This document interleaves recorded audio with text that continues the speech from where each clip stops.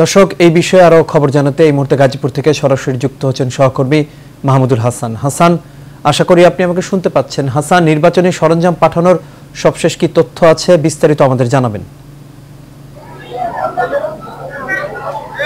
ধন্যবাদ রাজ। আপনি যেমনটি বলছিলেন, গাজীপুরের শ্রীপুর উপজেলা পরিষদের নির্বাচনে ভোট গ্রহণ শুরু হবে আগামীকাল থেকে। সেই ভোট গ্রহণের সরঞ্জামাদি আজ এই শ্রীপুর উপজেলার যে রহমত আলী মুক্তিযোদ্ধা কলেজ মাঠ থেকে, এখান থেকে প্রতিটি কেন্দ্রে যে পৌঁছানো হচ্ছে, তা আমরা সকাল থেকে এখানে অবস্থান করছি। শ্রীপুর উপজেলা পরিষদ নির্বাচনের তিনজন উপজেলা পরিষদ যে চেয়ারম্যান প্রার্থী এবং ভাইস চেয়ারম্যান রয়েছেন 7 জন এবং মহিলা ভাইস চেয়ারম্যান 9 জন রয়েছেন। শ্রীপুর উপজেলায় 8টি ইউনিয়ন এবং 1টি পৌরসভায় মোট ভোট কেন্দ্র হলো 148টি এবং মোট ভোটার সংখ্যা রয়েছেন 3,96,896।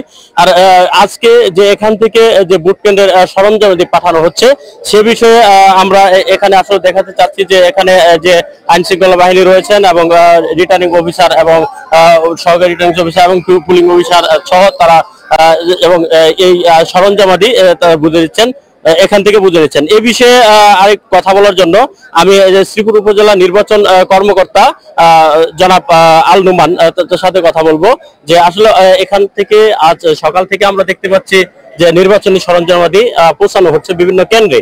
এ বিষয়ে আপনারা নির্বাচন কমিশনের পক্ষ থেকে নিরাপত্তা এবং সব ধরনের প্রস্তুতি ইতিমধ্যে আপনারা নিয়েছেন, এ বিষয়ে জানতে কথা বলবো। ধন্যবাদ।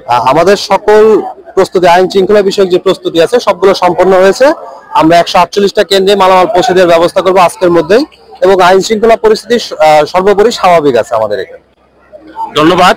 রাজ, আপনি শুনছিলেন যে এই শ্রীপুর উপজেলা নির্বাচন কর্মকর্তা যে আল নুমান বলছিলেন যে নির্বাচনের তাদের পক্ষ থেকে নির্বাচনের পক্ষ থেকে সব ধরনের প্রস্তুতি সম্পন্ন করেছেন।